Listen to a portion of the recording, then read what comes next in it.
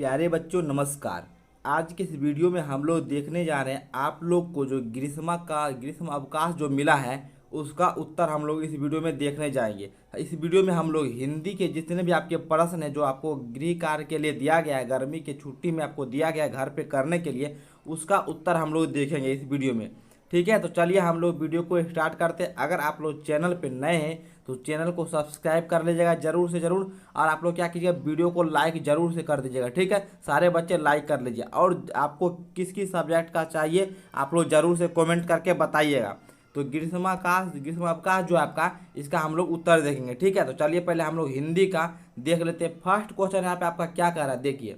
जीवन में खेलों का महत्व विषय पर एक लेख लिखना है। यानी कि किस विषय पर लिखना है, जीवन में खेलों का महत्व, यानी कि आपके जीवन में खेल का क्या महत्व है उस पर आपको एक लेख लिखना है। तो चलिए हम लोग इसका उत्तर देखते हैं। तो देखिए प्यारे बच्चों, आप लोग कैसे लिखिएगा उत्तर में। आप लोग फर्स्ट का उत्तर आप लोग को कैसे लिखना है वो देखिए। लिखिएगा आप लोग, खेल हमारे जीवन में अद्वितीय महत्व रखता है। खेल जो है ना वो हमारे जीवन में अद्वितीय महत्व रखता है। ठीक है, चलिए आगे लिखिएगा आप लोग। यह हमारे स्वास्थ्य, मनोरंजन, ठीक है, मनोवैज्ञानिक विकास और सामाजिक विकास के लिए एक महत्वपूर्ण या एक संपूर्ण, ठीक है, एक संपूर्ण उपाय है। ठीक है, खेल जो है हमारे मनोवैज्ञानिक विकास के लिए, ठीक है, और स्वास्थ्य के लिए एक संपूर्ण उपाय है। ठीक है, खेल खेल के खेलने यहाँ पर खेल को खेलने से हमारा शारीरिक स्वास्थ्य सुधरता है। खेल को खेलने से हमारा शारीरिक स्वास्थ्य जो है वह सुधरता है। ठीक है, इस तरह से लिखिएगा। आगे आप लोग क्या लिखिएगा वो देखिए। और हमें ऊर्जा से भर देता है। खेल जो है वह हमें ऊर्जा से भर देता है। तो यहाँ तक आप लोग लिखिएगा। आगे लिखिएगा, यह हमारी मानसिक तनाव को कम करता है। खेल जो है वह आदमी के मानसिक तनाव को कम करता है। ठीक है, और हमें खुश रखता है। ठीक है, खुश रखता है। ठीक है, इस तरह से लिखिएगा। आगे आप लोग क्या लिखिएगा वो देखिए। खेल हमारी शारीरिक और मानसिक स्थिति को सुधारने का अद्वितीय माध्यम है।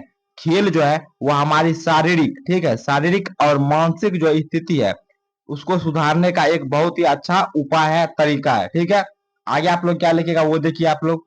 जब हम खेल खेलते हैं तो हमारे शरीर की कसरत होती है। जब हम लोग खेल खेलते हैं तो हमारे शरीर का क्या होता है, व्यायाम हो जाता है। ठीक है, हमारी हड्डियों, पेशियों और लिगमियों मतलब लिगामेंट यहाँ पे कहा जा रहा है। ठीक है, लिगमियों की मजबूती बढ़ती है। ठीक है, लिगमियों मतलब लिगामेंट, जो यहाँ पे बोन बोन जुटता है उसकी मजबूती बढ़ जाती है। ठीक है, चलिए आगे देखिए, आपको दिख रहा होगा। और हम तंदुरुस्त और मजबूत बनते हैं। खेल खेलने से आदमी स्वस्थ भी होता है और मजबूत भी होता है। ठीक है, खेल करने से हमारा श्वास नली सुचारू रूप से कार्य करता है। खेलने से हमारा श्वास नली जो है वो भी एक अच्छे ढंग से काम करता है। अब देखिए आगे आप लोग क्या लिखेगा, देखिए आगे भी आप लोग को लिखना है।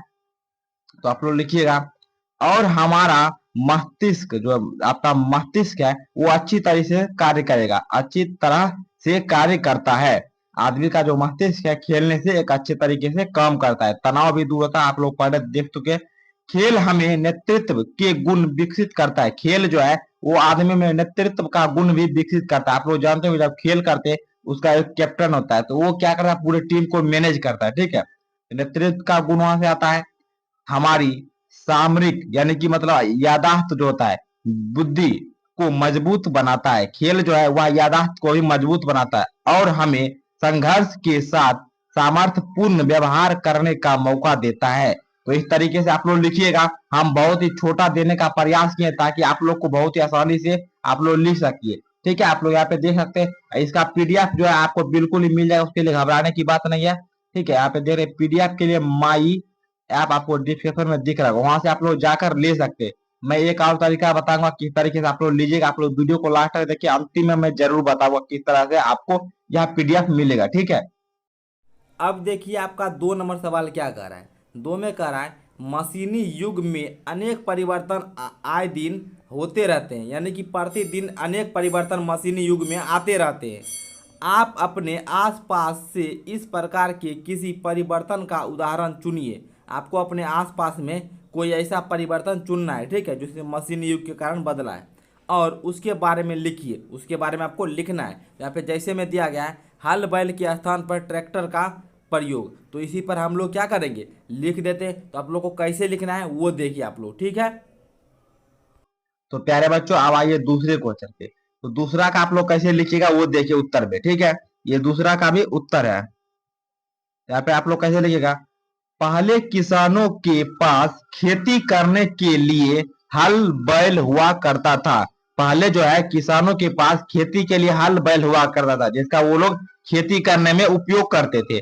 इसका इस्तेमाल करके वे अपनी खेती करते थे, ठीक है। हल बैल का इस्तेमाल करके वे अपने खेती किया करते थे, जिसमें काफी समय के साथ मेहनत भी लगता था। समय भी लगता था और मेहनत भी लगता था, साथ ही खर्च भी अधिक लगता था।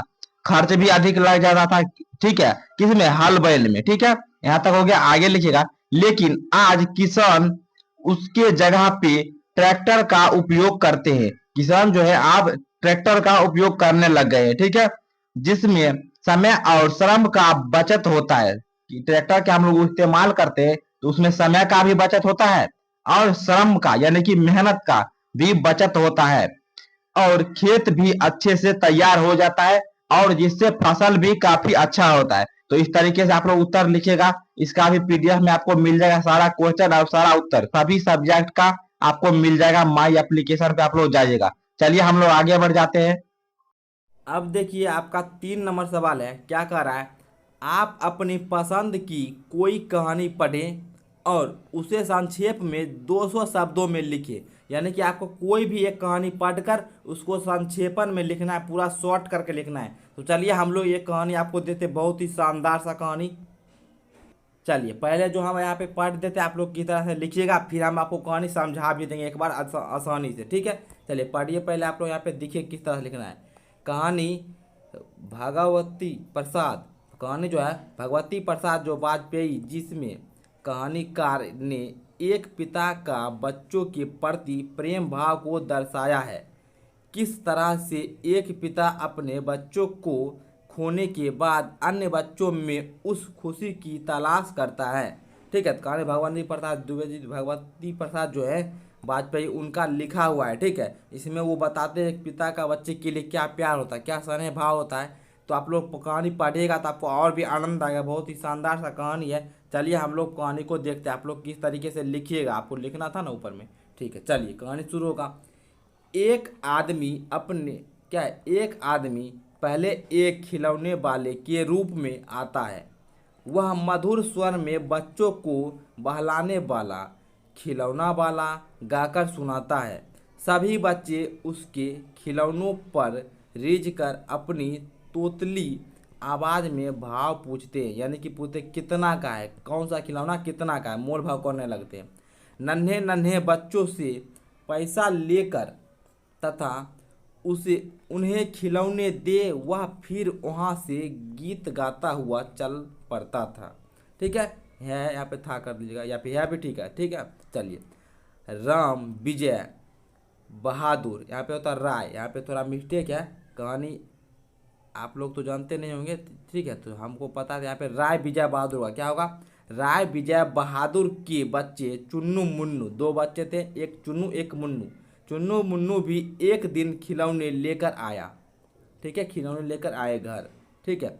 उनकी माँ रोहिणी, क्या, चुन्नू मुन्नी की, चुन्नू और मुन्नू की माँ कौन थी, रोहिणी, इतने सुंदर और सस्ते खिलौने देखकर सोचने लगी कि वह इतने सस्ते खिलौने कैसे दे कर गया, ठीक है। यानी कि सस्ता खिलौना बेचता था वो आदमी, तो उसको लग रहा था इतना सस्ता कैसे दे रहा है खिलौना।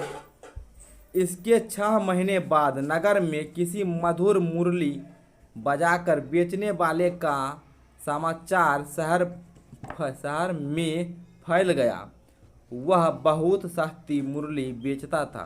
रोहिणी उसकी आवाज़ सुनकर पहचान गई, ये वही खिलौने वाला है। रोहिणी ने अपने पति के द्वारा इसे मुरली वाले को बुलाया। रोहिणी जो है वह अपने पति से बोलकर मुरली वाले को बुलवाती है, यानी कि अपने घर के आगे बुलवाती है, ठीक है, तथा अपने बच्चों के लिए मुरली खरीद ली, ठीक है, बुलवाती है और मुरली खरीद लेती है, ठीक है। फिर उसे उसे देख बच्चों का समूह खुश होकर उसके चारों तरफ इकट्ठा हो गया, यानी कि मुरली वाले के चारों तरफ इकट्ठा हो गया, सारा बच्चा जो था इकट्ठा हो गया। मुरली वाले ने सभी बच्चों को देने के बाद उस बच्चे को भी मुफ्त में मुरली दी जिसके पास पैसे भी नहीं थे, यानी कि जिस बच्चे के पास पैसा नहीं था उसको मुफ्त में मुरली दिया, ठीक है। आगे देखिए, इसके 8 मास यानी कि 8 महीना बाद सर्दियों में एक मिठाई बेचने वाला गीत गाता हुआ आया।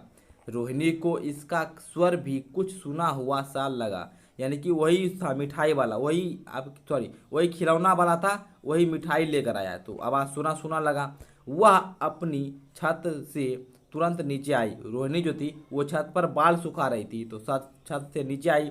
उसने मिठाई वाले को बुलाया, यानी कि दादी को कहकर मिठाई वाले को बुलाया। रोहिणी के पूछने पर उसने बताया कि वह इससे पहले खिलौने और मुरली बेचने आया था, ठीक है, वही आदमी था।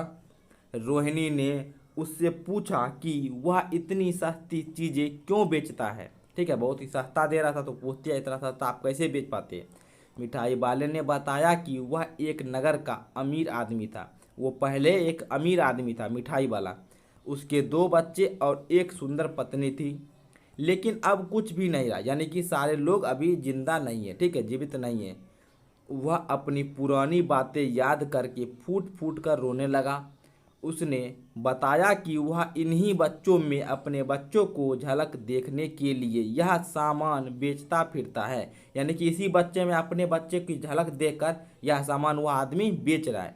वह रोहिणी के बच्चों चुन्नू मुन्नू को कागज़ की पुड़िया में मिठाई बिना बिना पैसे लिए ही देकर गीत गाता चल दिया, ठीक है, तो गीत गाते हुए फिर से चल दिया। यानी कि होता क्या है, एक आदमी है, ठीक है, इसका शीर्षक क्या होगा, मिठाई वाला, ठीक है, कहानी है आपका मिठाई वाला, ठीक है, तो वही हम दे दिया आप लोग को, ठीक है, तो इस तरह से आप लोग लिख लीजिएगा, ठीक है। चलिए, तो यहाँ पर एक बार आप लोग समझ भी लीजिए, छोटा सा हम समझाते। एक आदमी होता है, ठीक है, उसका बहुत ही अमीर आदमी है और वो मतलब उसका एक संपन्न सुखी संपन्न परिवार है, लेकिन होता क्या, उसके घर में कोई भी आदमी नहीं बचता, यानी कि सब लोग की मृत्यु हो जाती है, ठीक है, समझ लीजिए, मृत्यु हो जाती है, तो उस अकेला बच जाता है। तो वो अकेलापन को दूर करने के लिए क्या करता है, वो सबसे पहले खिलौना बेचना शुरू करता है, क्योंकि खिलौने लेने के लिए बच्चे आते हैं, उनमें वो अपना बच्चा देखता है, इसलिए वो खिलौना बेचने का काम करता है, फिर मुरली बेचने का काम करता है, फिर मिठाई बेचने का काम करता है, ठीक है। इस तरीके से छोटा कहानी आप लोग को सारांश दे दिया, उस तरह से लिख लीजिएगा, ठीक है। चलिए, तो इसी प्रकार आपका जो हिंदी का है पूरा क्वेश्चन 3 था, 1 2 3 तीनों क्वेश्चन कंप्लीट होता है। अगर आपको जिस सब्जेक्ट चाहिए जल्दी से आप लोग कमेंट कर दीजिएगा, आपको उसका भी मिल जाएगा। वैसे हम लोग जल्दी सारे सब्जेक्ट का करवाने वाले हैं, आपको किस सब्जेक्ट का पहले चाहिए जल्दी से आप लोग कमेंट करके बताइए, और इसका पीडीएफ देख लीजिए, एक बार बता देते कैसे पीडीएफ आपको मिलेगा, ठीक है। चलिए, तो प्यारे बच्चों, अगर आप लोग इसका आंसर लेना चाहते हैं सभी क्वेश्चन का पीडीएफ प्लस आंसर का पीडीएफ बहुत ही शानदार तरीके से, तो आपको यहाँ पे एक नंबर दिख रहा होगा, आप लोग इस नंबर पे सिर्फ आपको मैसेज करना है, ठीक है, कि सर हमको क्या चाहिए, असाइनमेंट वर्क जो मिला है आपका होमवर्क वो आपको चाहिए, और इसके लिए आपको क्या करना, 25 रुपीज़ लगेगा, ठीक है। अगर आप लोग रुपया दे सकते हैं 25, तो अभी आप लोग मैसेज कीजिएगा और आप लोग वहाँ से 25 रुपया देकर आप लोग ले सकते हैं। तो आप लोग जाइए, जिसको भी बच्चे को लेना है सारा आंसर, आप लोग इस नंबर पे कांटेक्ट कर लीजिए, आपको सिर्फ मैसेज करना है और मैसेज करके आपको सारा का आंसर जो है मिल जाएगा, ठीक है। आप जिस भी क्लास में सारे क्लास का आपको मिल जाएगा, ठीक है। तो जाइए, आप लोग ले सकते हैं, और आप लोग माई एप्लीकेशन जो डिस्क्रिप्शन बॉक्स में दिया गया है उसको भी डाउनलोड कर लीजिए, ठीक है।